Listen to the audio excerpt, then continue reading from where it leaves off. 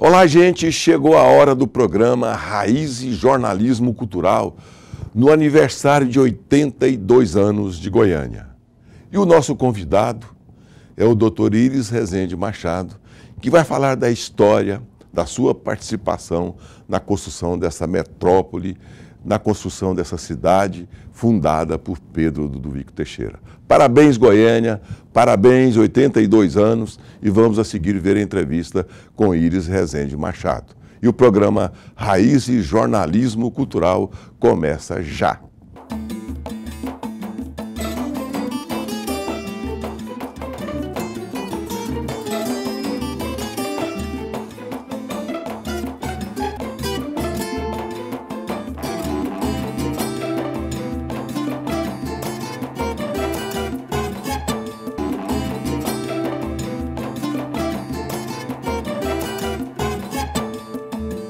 Parabéns, Goiânia, 82 anos de história. E o programa Raízes Jornalismo Cultural de hoje recebe o Dr. Íris Rezende para contar um pouco dessa história. Tudo bem, doutor Íris? Um prazer, uma alegria recebê-lo aqui. Pois é, para mim é motivo de alegria e de honra estar aqui nesse momento, nesse programa, para falar a respeito da nossa querida capital. Edivaldo Lourenço? Pois é, Doracino, é realmente uma alegria estar aqui para entrevistar os convidados do Bom Dia, hoje especialmente o Dr. Íris Rezende, que é com certeza uma das pessoas que tem a maior ligação histórica e ainda está em atividade, histórica com Goiânia e ainda está em atividade. Vocês vão ver que Goiânia tem uma história linda e o Dr. Íris sabe muito sobre Goiânia. Aliás, o Dr. Íris é o partícipe dessa história, da construção de Goiânia, né?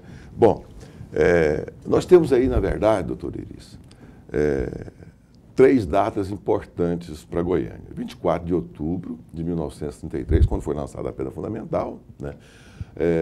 A data de 23 de março de 1937, quando a capital foi transferida de Goiás para Goiânia, né? E o batismo cultural de 5 de julho de 1942. Os historiadores se dividem nessas três datas, mas para o senhor, doutor Íris, qual é a data que mais marca a sua história, o que mais marca a história de Goiânia? Bem, na verdade,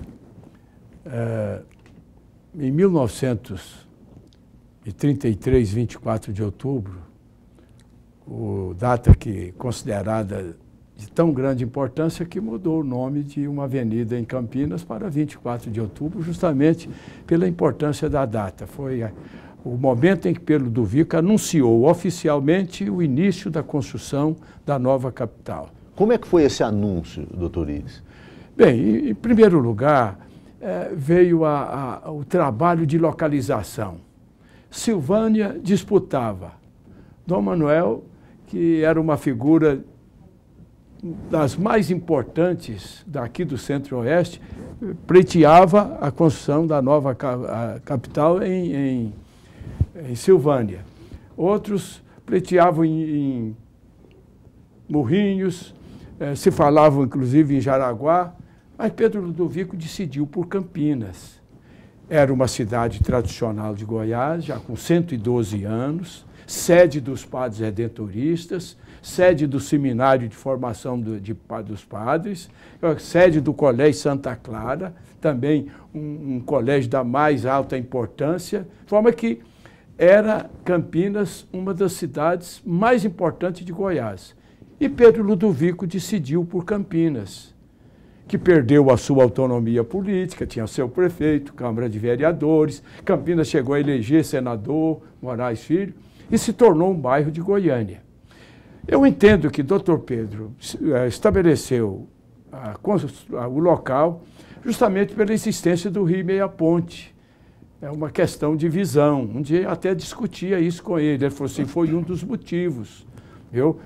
Que até há pouco tempo, antes que eu construísse a captação de água do Rio Meia Ponte, era aqui o João Leite que abastecia Goiânia. Mas não existisse o Meia Ponte, fosse em outra cidade.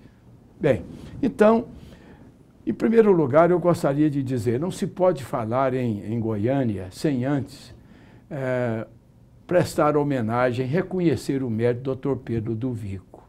Naquela época, ele entendeu que Goiás passaria a experimentar um processo de desenvolvimento e a cidade de Goiás era plantada ali ainda pelos bandeirantes, num local assim tomado de montanhas, de morros.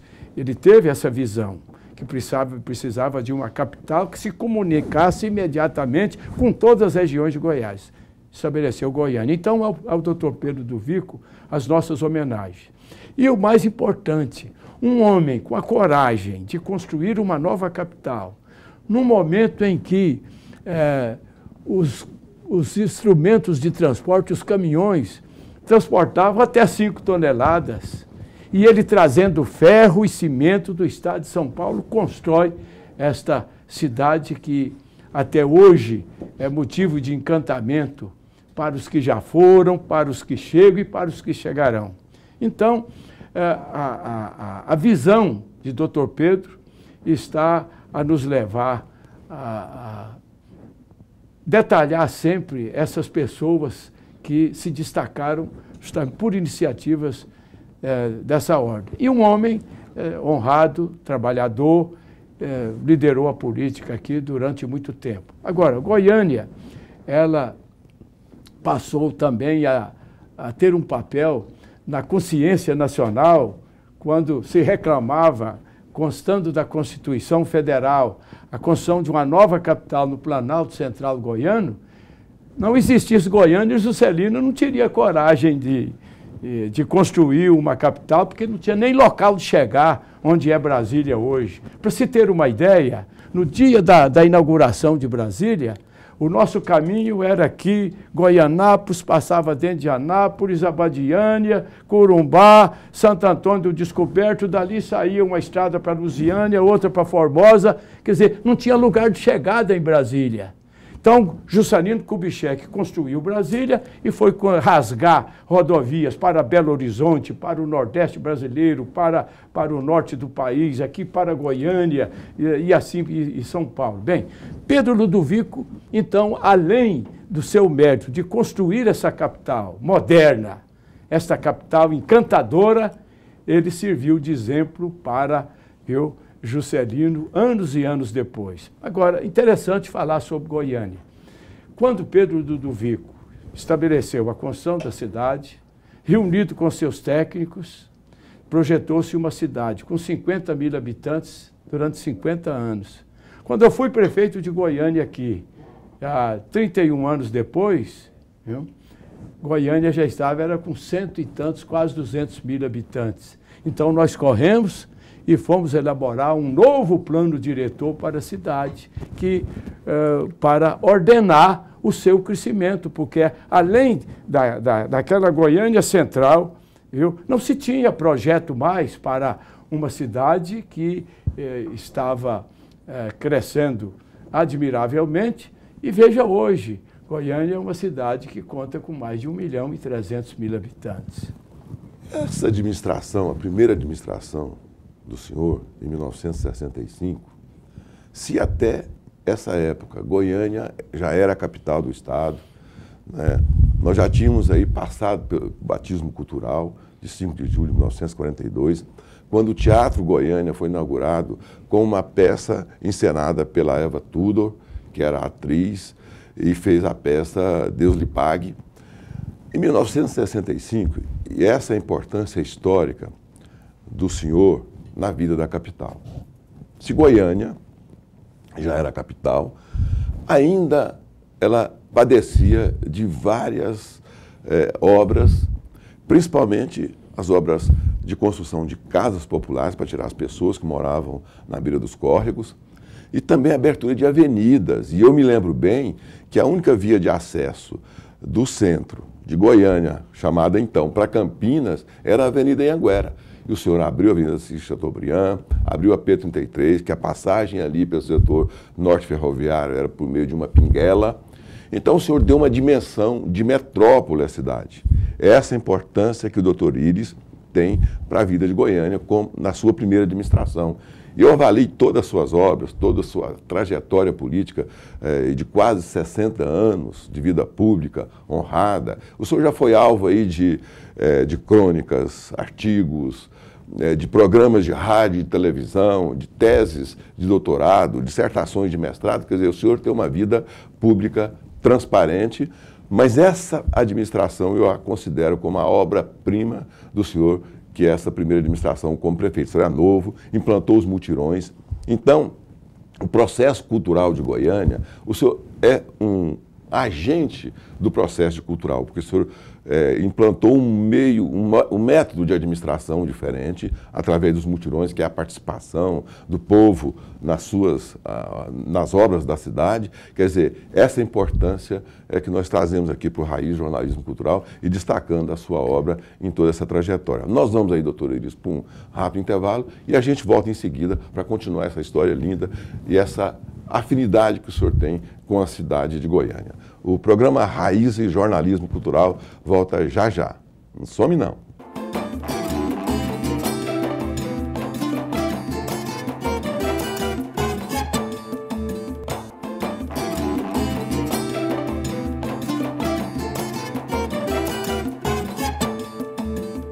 Raiz e Jornalismo Cultural no aniversário de Goiânia, 82 anos. E o entrevistado do programa hoje é o doutor Iris Rezende Machado, prefeito várias vezes da cidade. Uma alegria receber o senhor de novo aqui, o senhor aqui no programa, Edival Lourenço. Pois é, Doracino, o Iris, o doutor Iris, ele tem uma história interessante, porque ele é um sujeito assim que nasceu na roça, puxou cabo de enxada, quer dizer, puxou o guatambu, como se diz lá na roça.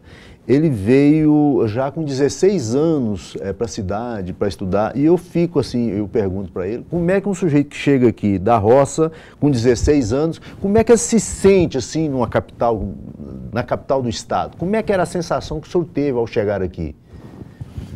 Bem, na verdade, eu tenho falado em conversações assim com amigos, que a minha carreira política ela só encontra explicação no campo espiritual, porque nasci numa comunidade pequenina, fui criado na zona rural até os 15 anos e 7 meses, quando meu pai decidiu se deslocar para Goiânia, vender tudo lá em Cristianópolis, para que nós tivéssemos a oportunidade de estudar. O meu estudo se limitava a um curso primário feito na roça, por um professor, que eu me lembro o nome dele até hoje, Geraldo Rodrigues da Paixão, contratado por 1 ano pelo meu pai, mais 2 vizinhos, onde fiz o curso primário em 1 ano. Chego aqui, me preparei 4 meses, numa escola de Campinas, professora Edna de Roure, e consegui ser aprovado na Escola Técnica Federal.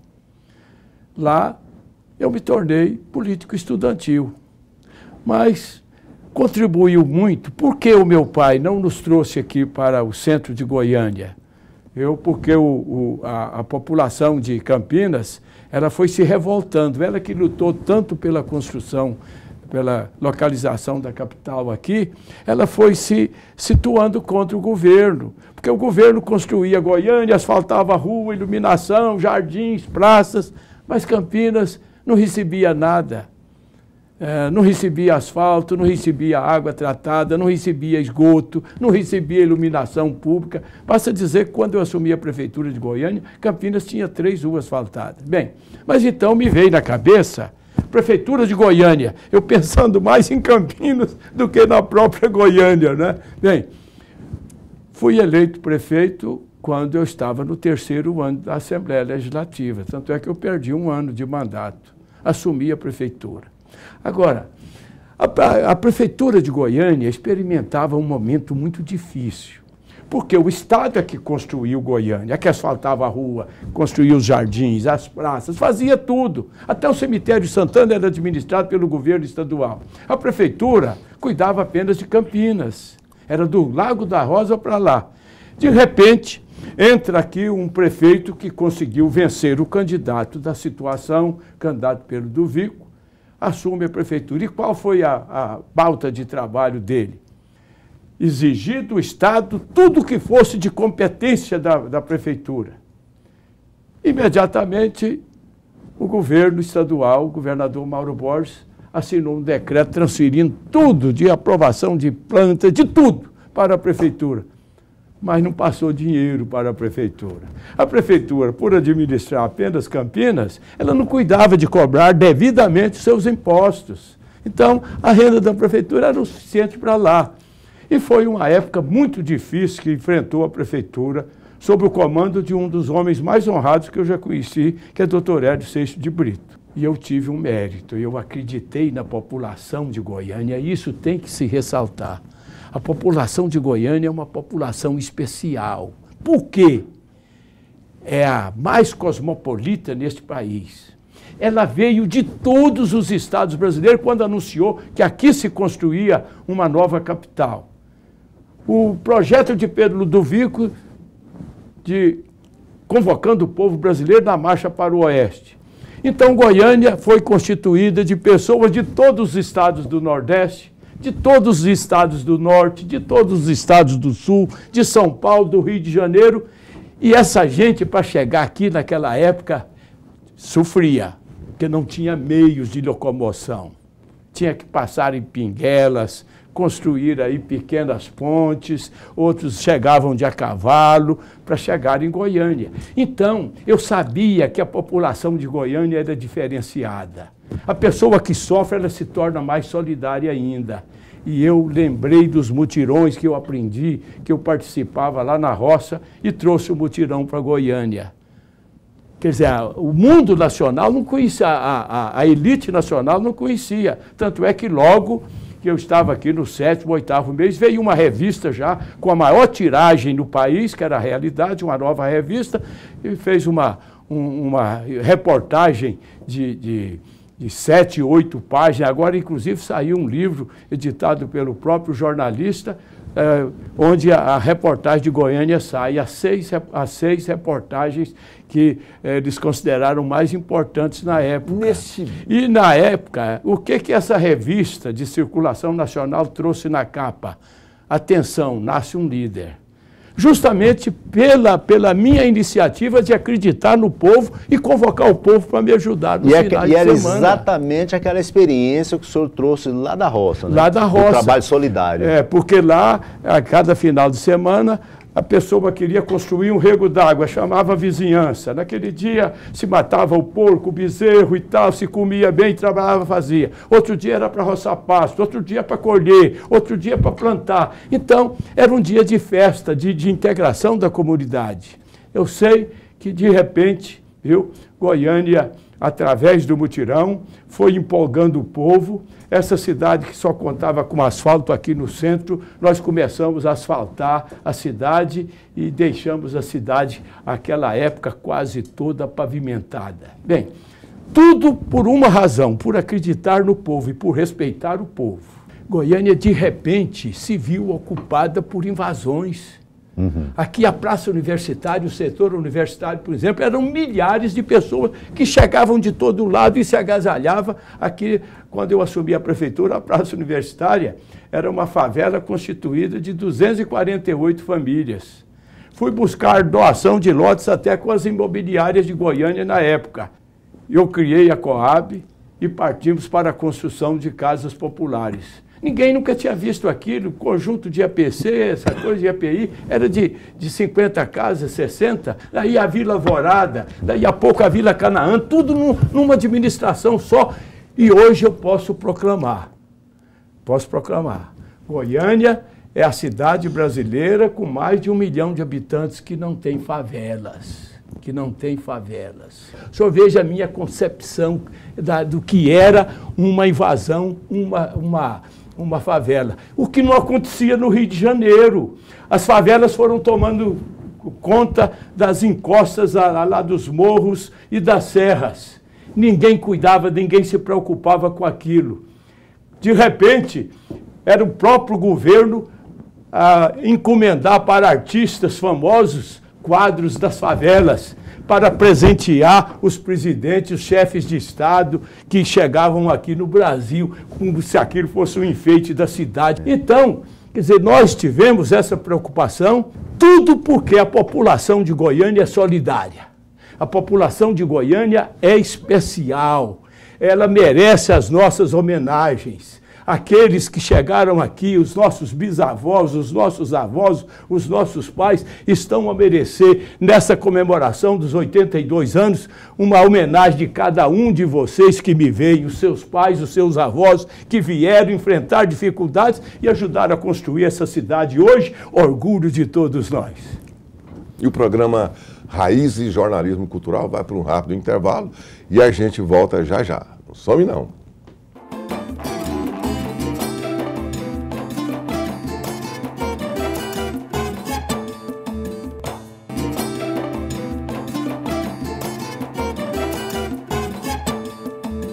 Raízes Jornalismo Cultural hoje, no aniversário de Goiânia, são 82 anos de história, e o nosso convidado, Íris Rezende Machado, prefeito pela primeira vez em 1965, que uma época em que eu considero que, se o Íris tem aí excelentes obras, a administração de 65 vai ficar marcada na história de Goiânia por transformar a cidade numa metrópole. Bom, além de casas, além de abertura de avenidas, né, do plano diretor, dessa forma de governar participativa, que levou o senhor até os Estados Unidos, onde o senhor fez palestras sobre esse método de administrar e de participação da população. Mas Goiânia, principalmente, que hoje é o aniversário dela, a nossa homenagem especial a Goiânia e ao doutor Íris Rezende Machado.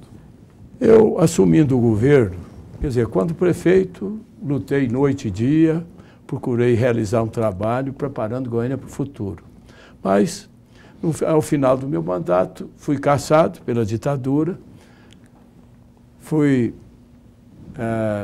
trabalhar na advocacia durante 11 anos e, quando terminava a suspensão dos meus direitos políticos, reabriram as urnas para o povo voltar a eleger seus governadores. Eu me candidatei.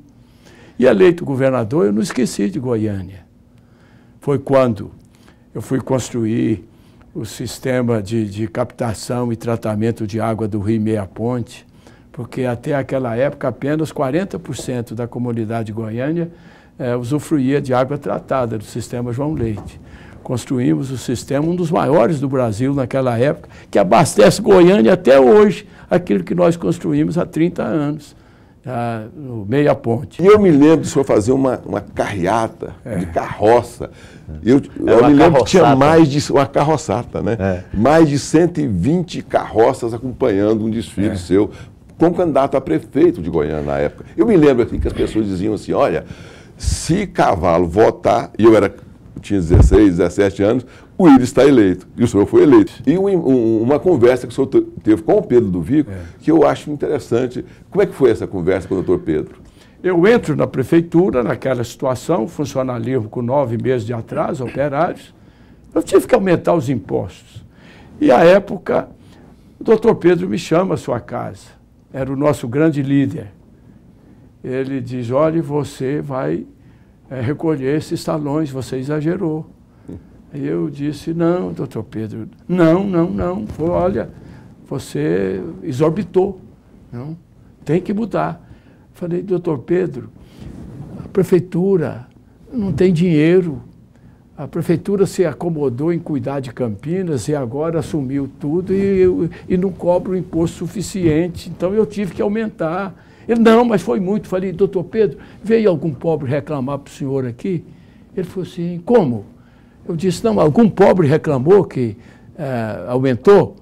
Ele, não. Falei, pois é, eu só mexi com os ricos. Foi aqui no centro, que esse povo não pagava nada, doutor Pedro. O povo acostumou, viu que eu tinha razão.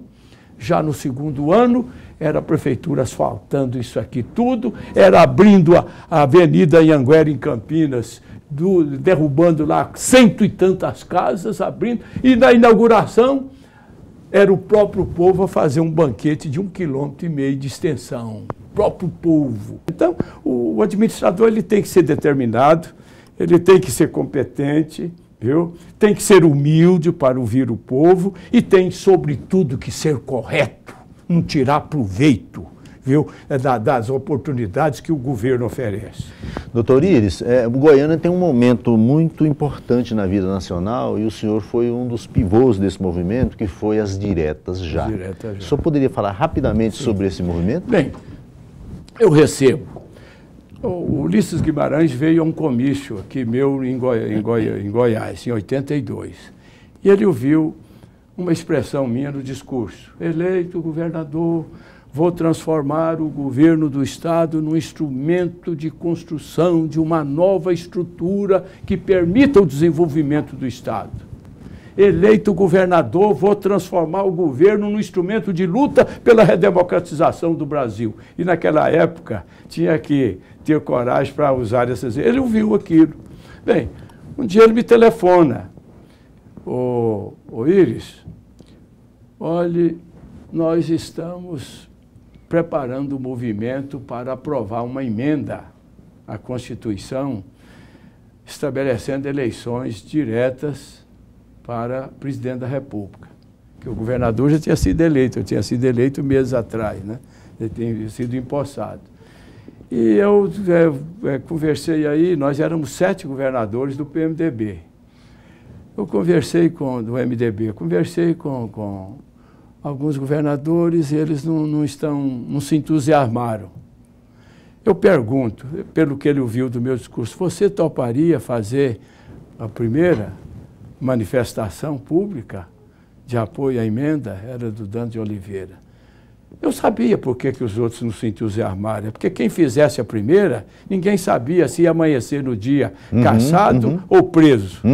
Seria eu cassado de novo. Eu falei: não, presidente, podemos marcar. E marcamos. Ele veio para cá, e eu acredito, para falar para 10 mil pessoas.